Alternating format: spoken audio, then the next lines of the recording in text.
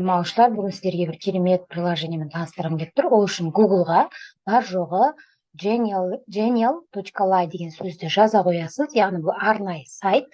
Осы арнайы сайтқа кірген кезде сіздерге алғашқында егер ағылшынша болып кетуі мүмкін, мышканың оң жағын басып перевести на русский деп ауыстырып алыңыз. Бұл жерде өзіңізге керемет креативті презентацияларды жасай аласыз. Соның ішінде бірнеше видеолар, инфографикалармен жұмыс істеуге болады. Егер сіз алғаш рет кіріп отырған болсаңыз, регистрация бөліміне кіресіз. Регистрацияда бар жоғы сізге өзіңіздің тіркелген Google аккаунтыңызбен кіруге болады, немесе электронды почтаңыз арқылы тіркелуге болады. Ал енді мен үнемі кіріп қолданып жүрген болғандықтан, мына жерде вход деп тұрады ағылшынша, соны терем. Мен почта арқылы тіркелмеген, мен Google аккаунтым арқылы тіркелгенмін, сондықтан өзімнің Google аккаунтымды осы жерден таңдай саламын. Міне автоматом бұл жерде приложениеға кіріп бастайды. Және де ең алғашқыда сіздерде мына главная страница болуы мүмкін. Енді менің мына жерде бұрынғы жасаған слайдтарым тұр. Осы жерде мышканың оң жағын басасыздар, мышканың перевести на русский деп аласыз. Енді бұл жерде ең бірінші главный страницаға барайын қазір мен. Так, мына жерде қараңыздар. Мына жерде енді ауыстырып тұр, творение. Творить дегенді бастық. Осы жерде бұл бірнеше категориядан тұрады екен. Қараңыздар, презентация жасау, инфографик, геймификация, ойын түрлерін жасау, интерактивті изображение, видео презентация, тіпті осындай сайт жасауға болатын мүмкіндіктері бар. Әрбір бөлімге кірсеңіз, оның өзінің шаблондары болады. Сіз бар жоғы өзіңіз тексттарын өзгертіп жасай берсеңіз болады. Енді бұл жерде бір несі, мынандай звездочка болатын болса, ол ақылы, премиум деп аталады. Егер жоқ болатын болса, бұндай бұл тегін деп аталады. Сондықтан сіз тегін түрін қолдануға тырысыңыз. Мысалы, тест по математике деп біреуін ашып көрейік. Алғашқыда таңдаған шаблоныңыздың мынау түрін келтіріп, мынандай анимациялық түрде, креативный, используйте этот шаблон деген төмендегіні бассаңыз, сізге осындай шаблондардың саны шығады қазір. Міне, қараңыздар, мына сол жағында қаншама слайд, 12 беттен тұрады екен. Сіз біреуін шертіп, ішіндегі тексттарын мынау уже тест жасаудың түрлері. Мен бұған тоқталмайын. Мен бірінші сол слайдтардың түріне тоқталғым келеді. Creation деп тұр жерде. Егер автоматом егерде ағылшынша болып кетсе, ұмытпаңыздар, перевести на русский деп орысша тілмен ақ үйрене беріңіздер. Енді ағылшынша тілін білетіндер ағылшынша қолдана берсін.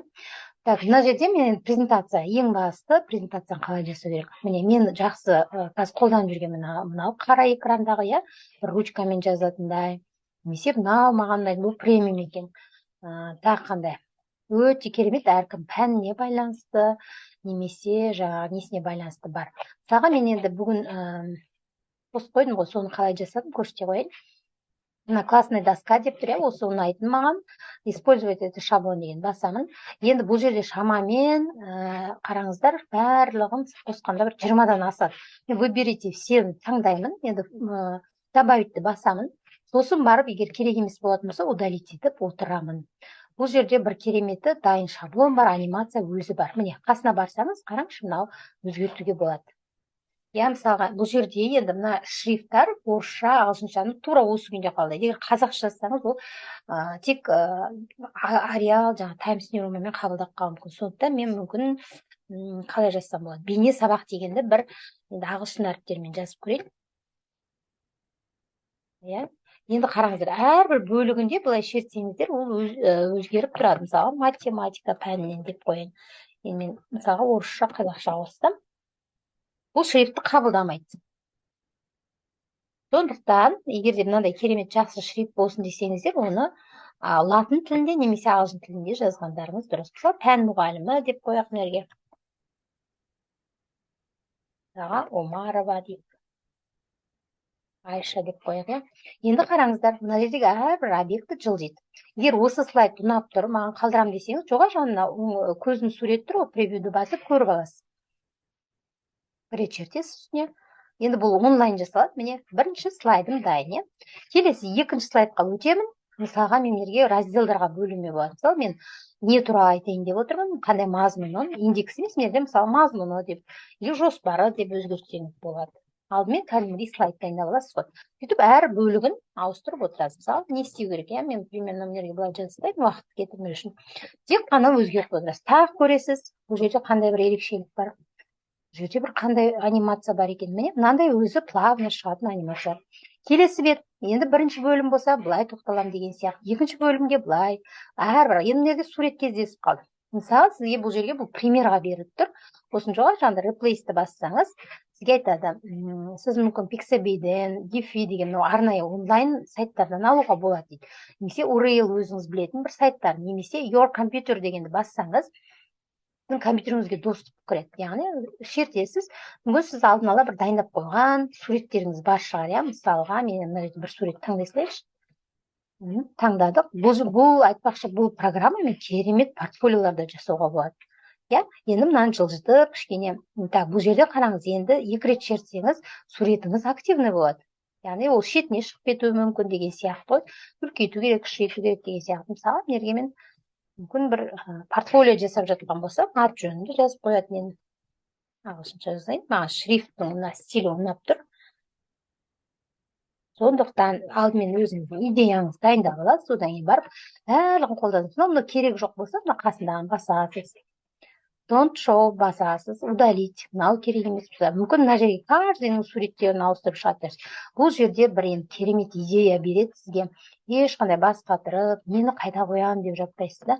Сондықтан бірнеше осындай варианттарды қойып жасап шығасыз. Мені қараңыздаршы, керемет тіпті қолдың белгісі бар. Бұны көру үшін тағы мына превьюға барасыз, показ көріп аласыз. Анимациясы қандай керемет, иә? Все, осындай барлық өзгерістерге енгізіп болғаннан кейін сіз енді оны қалай не істейсіз? Мына жерде қазір орысшаға келтіріп алайық, перевести на русский. Все готово басып.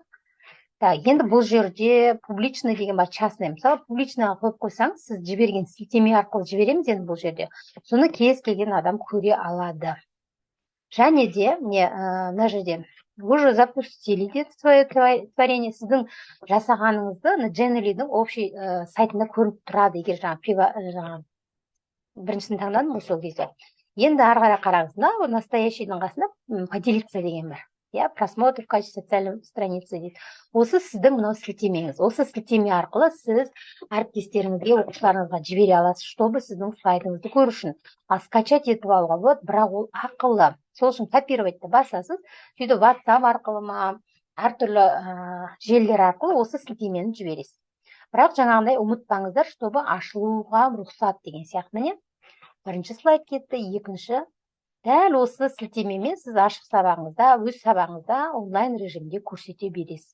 Бұл жерде міндетті түрде интернет қажет болады.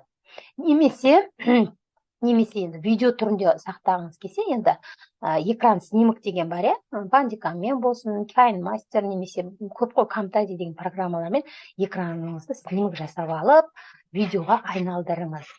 Сондықтан да бұл жерде енді керемет мүмкіндіктер. Мен сіздерге біреуін ғана көрсеттім, сіз уақытыңызды бөліп, геймификацияға кіріп көріңіз. Енді бір керемет дүние. И автоматом осы жерге сақталады сіздің жұмыстарыңыздың бәрі.